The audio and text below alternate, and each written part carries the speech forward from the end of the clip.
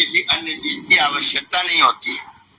जैसे संसार की वस्तुओं को देखने के लिए आपको प्रकाश की आवश्यकता होती है, लेकिन सूर्य को देखने के लिए दूसरे सूर्य की आवश्यकता नहीं होती है। सूर्य को देखने के लिए सूर्य ही पर्याप्त है। ऐसे वेद को देखने के लिए किसी और की आवश्यकता नहीं होती, वेद स्वतः प्रमाण है। वेद को प्रमाणित करने के लिए किसी अन्य ग्रंथ की आवश्यकता नहीं होती है। अब किसी के मन में प्रश्न हो सकता है कि आप कहते वेद स्वतः प्रमाण है, आपकी अपनी किताब है तो आप उसे स्वतः प्रमाण बताते हैं, तो कोई मुसलमान उर्दू को स्वतः प्रमाण बताएगा, कोई ईसाई बाइबल को स्वतः प्रमाण बताएगा। तो फिर स्वतः प्रमाण की आपको परीक्षा करनी पड़ेगी, स्वतः प्रमाण कौन सा ग्रंथ है। उसके लिए कुछ तर्क, कुछ तथ्य, कुछ दलीलें आपके पास में होंगी, और उसके साथ में न्याय अन्याय का विचार भी आपके साथ में होगा। आप कल्पना करें, सोचें, विचार करें, चिंतन करें कि परमात्मा ने जो अपना ज्ञान प्रदान किया है मनुष्यों को, वो इसलिए दिया है कि जिससे मनुष्य सुख पूर्वक दुनिया में रहे। परमात्मा ने जो ज्ञान प्रदान किया है मनुष्यों को सुख पूर्वक दुनिया में रहने के लिए बनाया है। अब अगर वो परमात्मा इस ज्ञान को दुनिया के कल्याण के लिए बनाता है, तो इस ज्ञान को धरती पर कब आना चाहिए? अगर मनुष्यों के कल्याण के लिए वेद का ज्ञान प्रदान किया गया है, तो धरती पर इस वेद के ज्ञान का अवतरण कब होना चाहिए? अगर वो बाद में होता है, कुछ समय व्यतीत होने के बाद होता है, हजारों लाखों वर्षों के बाद व्यतीत होता है, अगर वर्ष व्यतीत होने के बाद अगर उसका उपदेश होता है, तो जिस परमात्मा ने आज कलयुग के लोगों को ज्ञान दिया है, 7वें मनवंतर के 28वें कलयुग में जिस परमात्मा ने वेद का ज्ञान प्रदान किया है, उस परमात्मा ने उससे पहले के 27 चतुर्योगियों और 6 मनवंतर के लोगों को ऐसा अज्ञानी क्यों रखा? 6 मनवंतर जो व्यतीत हो गए और जो 7वें मनवंतर के 27 चतुर्युगियां व्यतीत हो गई और 28वें की भी 3 युग व्यतीत हो गए। इतना सारा वर्ष व्यतीत करने के बाद में अगर आज से 2000 साल पहले किसी ने बाइबल का उपदेश दिया है, तो उससे पहले वाले लोगों को मूर्ख क्यों रखा गया, अज्ञानी क्यों रखा गया? इसका मतलब परमात्मा न्यायकारी नहीं है। अगर परमात्मा न्यायकारी है तो उसका ज्ञान जो है वो सृष्टि के आदि में ही होना चाहिए। और सारी दुनिया जानती है कि बाइबल को बने 2024 साल हुआ है और कुरान को बने केवल 1450 साल हुआ है, 1450 साल हुआ है। तो परमात्मा यदि अपना ज्ञान देगा तो 14 साल पहले लोगों को देगा, तो उससे पहले वालों का क्या होगा? अगर परमात्मा ने अपना ज्ञान प्रदान किया 2000 साल पहले, तो फिर उससे पहले वालों को अज्ञानी क्यों रखा? तो पहली शर्त यह है कि जो परमात्मा का ज्ञान है, जो स्वतः प्रमाण ग्रंथ है, उस ग्रंथ को सृष्टि में सबसे पहले आना चाहिए और सृष्टि के आदि में आना चाहिए। पहला तर्क यह है। अगर वो सृष्टि के आदि में नहीं आता, कुछ दिन के बाद आता है, तो जो पहले आने वाले लोग थे उनके साथ अन्याय हुआ, और वह अन्याय स्वयं परमात्मा ने किया। और परमात्मा यदि न्यायकारी है तो ऐसा कर नहीं सकता, और अन्यायकारी है तो परमात्मा हो नहीं सकता। यदि अन्यायकारी है तो परमात्मा नहीं हो सकता, यदि न्यायकारी है तो ऐसा उपदेश नहीं कर सकता कि आज से 2000 साल पहले कर दे और उससे पहले वालों को ऐसे ही रख दे। इसलिए पहली शर्त है, जो स्वतः प्रमाण है, जो ईश्वर का ज्ञान है, उसे सृष्टि के आदि में आना चाहिए। ये पहला ज्ञान है, पहला तर्क है।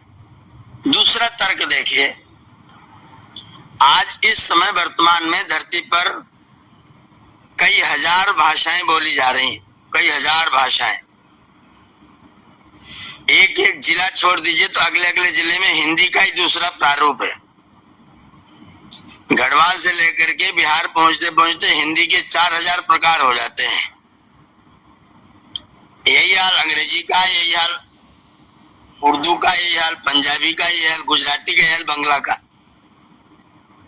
सब भाषाओं में अलग अलग स्थानों पर, अलग अलग जगह पर जाने पर परिवर्तन होता है, और उस भाषा को जानने और पढ़ने वाले लोग उसी प्रांत में होते हैं।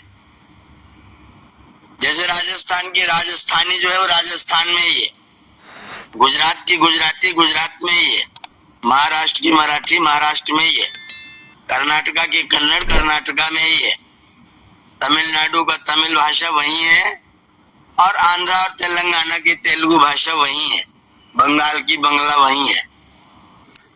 तो जितनी भाषाएं हैं, जितनी बोलियां हैं, सबकी बोलियों का एक स्थान निश्चित है, और उन बोलियों को पैदा हुए अधिक वर्ष नहीं हुए हैं। अगर कोई व्यक्ति अपना ज्ञान उन भाषाओं में, देश की भाषाओं में प्रदान करता है, इसका मतलब है कि उस व्यक्ति ने वह ज्ञान उस भाषा के लोगों के लिए प्रदान किया। जो लोग उस भाषा को नहीं जानते, उनके लिए वह ज्ञान प्रचारित नहीं किया गया है, दिया नहीं गया है। तो अगर उर्दू में करेगा तो हिंदी वालों को परेशानी, हिंदी में करेगा तो उर्दू वालों को परेशानी, तमिल में करेगा तो तेलुगु वालों को नहीं, तेलुगु वालों को करेगा तो कन्नड़ वालों को नहीं, कन्नड़ करेगा तो मलयालम वालों को नहीं, मलयालम करेगा तो बांग्लादेश वालों को नहीं। इसका मतलब एक जगह के लिए परमात्मा ने वेद का उपदेश किया। तो इसलिए वेद का उपदेश ऐसी भाषा में स्वतः प्रमाण ग्रंथ का और परमात्मा की किताब का अवतरण उसी भाषा में होना चाहिए जो किसी देश की भाषा ना हो, और किसी भी देश में चले जाने पर उसमें कोई परिवर्तन ना होता हो। उसी भाषा में जो उपदेश होगा वही उपदेश परमात्मा का उपदेश हो सकता है।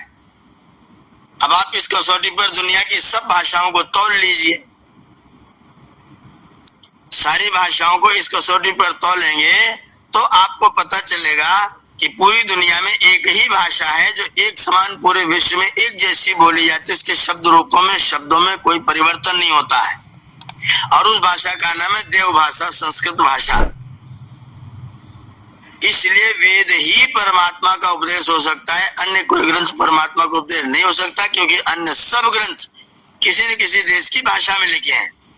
गुरुमुखी भाषा में आपका सिखों का धर्म ग्रंथ गुरबाणी लिखा हुआ है, बंगालियों का बंगला में लिखा हुआ है, गुजरातियों का गुजराती में लिखा हुआ है। अल्लाह को मानने वाले लोगों को, जो लोग ईश्वर को मानते हैं और वो अरब कंट्री वाले हैं, तो उनमें अरबी भाषा में है, अंग्रेजी वालों का अंग्रेजी भाषा में है। केवल वेद ही ऐसा ग्रंथ है जो उस भाषा में है जो भाषा पूरी दुनिया में एक समान बोली जाती है, और कभी भी उसमें रूप में परिवर्तन नहीं होता। बिना रूप परिवर्तन किए अपनी बात को वो कहती है। तो पहली कसौटी है कि सबसे पहले होना चाहिए, अन्यथा पिछले वालों का अपमान होगा, तिरस्कार होगा, अन्याय होगा। दूसरी कसौटी उस भाषा में होना चाहिए जो भाषा सारी दुनिया की एक हो, और वो भाषा केवल संस्कृत भाषा है, केवल देव भाषा है, वैदिक भाषा है। तो परमात्मा ने अपना वेदोपदेश उसी भाषा में किया जो सबकी एक समान रहने वाली भाषा हो। तीसरी कसौटी है, जो ईश्वर का ज्ञान होगा वो कभी भी परिवर्तन होने वाला नहीं होगा, अपरिवर्तनीय होगा, उसमें कोई परिवर्तन नहीं आएगा। जैसे भारत का संविधान बनाया गया तो समय समय पर उसमें आप संशोधन करते रहते हैं। उर्दू भाषा में, अरबी भाषा में आपका कुरान लिखा गया तो कुरान के अनेक अनुवाद, अनेक संशोधन होते रहते हैं। अनेक लोगों ने सारी भाषा बदल दी, शब्द भी बदल दिए। बाइबल लिखा गया, उसमें अनेक प्रकार के शब्द, अनुसार सिद्धांत बदल दिए गए।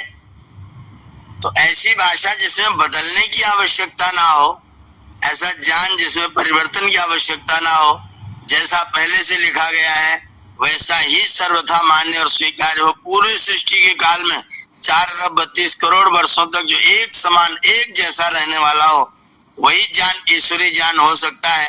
अन्य जिस ज्ञान में परिवर्तन करना पड़ता है वो ज्ञान ईश्वरी ज्ञान नहीं हो सकता, क्योंकि ईश्वर नित्य है, चिरंतन है, शाश्वत है, और सृष्टि के पहले भी था, सृष्टि के बाद भी है, सृष्टि रहेगी तब भी रहेगा, सृष्टि नहीं रहेगी तब भी रहेगा। तो परमात्मा का ज्ञान अपरिवर्तनीय होना चाहिए, निर्भ्रांत होना चाहिए, जिसमें कोई भ्रांति ना हो, कोई परिवर्तन करने का कोई आवश्यकता ना हो, और कोई गलत की प्रतीति ना हो। ऐसा ज्ञान केवल वेद है। अन्य सारे ग्रंथों में कहीं न कहीं मिलावट, कहीं न कहीं परिवर्तन होता रहता है। वेद के मंत्रों में आज तक कोई परिवर्तन नहीं हुआ है। अर्थ लोगों ने अलग अलग जरूर किए हैं, लेकिन वेद के मंत्रों में किसी ने कोई एक अक्षर का भी, एक लाइन का भी परिवर्तन नहीं किया है। ये वेद की विशेषता है। इसलिए परमात्मा की वेद वाणी जो है वही परमात्मा का ज्ञान हो सकता है, अन्य कोई ग्रंथ परमात्मा का ज्ञान नहीं हो सकता है। पहली कसौटी सृष्टि के आदि में, दूसरी कसौटी उस भाषा में जो सबकी भाषा हो और सबके लिए एक समान हो, और तीसरी कसौटी वेद का ज्ञान अपरिवर्तनीय होना चाहिए, निर्भ्रांत होना चाहिए, जिसमें बदलाव की आवश्यकता न होए। और चौथी कसौटी जो विज्ञान सम्मत हो, जो विज्ञान के अनुकूल हो, जो विज्ञान के जिसमें विज्ञान के जो सत्य सिद्धांत जो खोजे गए हैं उन सिद्धांतों से प्रतिकूल बातें ना हो। जैसे कुरान कहता है कि धरती चपटी है, चटाई की तरह फैलाई हुई है। वेद कहता नहीं वर्षेण भूमि पृथ्वी वृता वृता, यह धरती गोल गोल है। धरती भूमि पृथ्वी वृता वृता आयंगौ परिनिरक्रमित असदन मातरमपुरा पितरम त्वपैन स्वा, यह धरती गोल गोल है और अपने पिता सूर्य के चक्कर काटती रहती है, सूर्य के चारों ओर घूमती रहती है। कोई कह रहा है कि अल्लाह ताला सृष्टि के प्रलय के समय में जब आता है प्रलय का समय तो चटाई को लेकर के बटोर लेते हैं, जैसे चटाई गोल करके आप बगल में दाबते हैं वैसे परमात्मा पृथ्वी को चटाई की तरह गोल करके बगल में दाब लेते हैं। तो इस तरह के जो सिद्धांत, इस तरह जो कथन है वो वेद के अनुकूल नहीं है, ज्ञान के अनुकूल नहीं है, धर्म के अनुकूल नहीं, विज्ञान के अनुकूल नहीं है। तो जो विज्ञान के अनुकूल है, विज्ञान का मतलब करके देखा गया, प्रत्यक्ष किया हुआ ज्ञान, उसका नाम है विशेष ज्ञान, विज्ञान। तो जो विज्ञान की पद्धति के विज्ञान के अनुकूल होता है वो ज्ञान, वही ज्ञान जो है वो परमात्मा का ज्ञान हो सकता है। विज्ञान के विरुद्ध है, जितनी चीजें खोजी गई अगर उसके कोई विरुद्ध है तो फिर वो ज्ञान परमात्मा का ज्ञान नहीं हो सकता है। एक और परीक्षा आप कर सकते हैं, चौथी परीक्षा कर सकते हैं कि जिसमें सबके कल्याण की बात की गई हो, किसी एक जाति विशेष के कल्याण की बात ना हो बल्कि सभी के कल्याण की जिसमें चर्चा की गई हो, वही परमात्मा का ज्ञान हो सकता है। तो ऐसा ज्ञान जिसमें सबके कल्याण की बात हो, पशुओं पक्षियों तक के कल्याण की बात हो। वहां लिखा हुआ मित्र से चक्षा सर्वाणि भूतानि समीक्षन्ताम, हे मनुष्यों तुम मित्र की दृष्टि से सारे प्राणियों को देखो, ये सारे प्राणी तुम्हारे मित्र हैं। और दूसरी जगह कहा गया है कि उसको हलाल करना चाहिए, इसको हराम करना चाहिए, इसको खाना चाहिए, इसको नहीं खाना चाहिए, अभक्ष है, भक्ष है। तो ये जो सिद्धांत बताए गए हैं जो कि सब प्राणियों का कल्याण नहीं करते हैं, किसी को किसी प्राणी का अधीन बताते हैं, किसी को किसी के अधीन करते हैं, किसी को किसी को गुलाम बताते हैं। स्त्रियों को चेरी बताया हुआ है, वो चेरी है, वो दासी है, वो तुम्हारी वस्तु है, तुम उसके खाविंद हो, तुम उसके मालिक हो। उसका प्रयोग तुम ऐसे ही कर सकते हो जैसे कि जड़ वस्तु का प्रयोग तुम करते हो। तो इस तरह वो जहाँ सब प्राणियों के समान रूप से कल्याण की भावना का वर्णन किया गया हो वही ईश्वर की वाणी हो सकती है।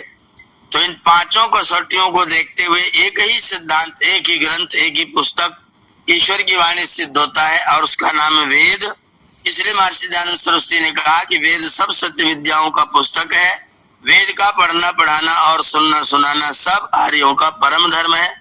तो हम लोग वेदों को पढ़ेंगे तो ईश्वर को भी जानेंगे, उसकी सत्य विद्या को भी जानेंगे, और जितना भी संसार में ब्रह्मांड जो ज्ञान है वेद के माध्यम से हम लोग प्राप्त कर सकते हैं वो सूत्रात्मक ज्ञान है।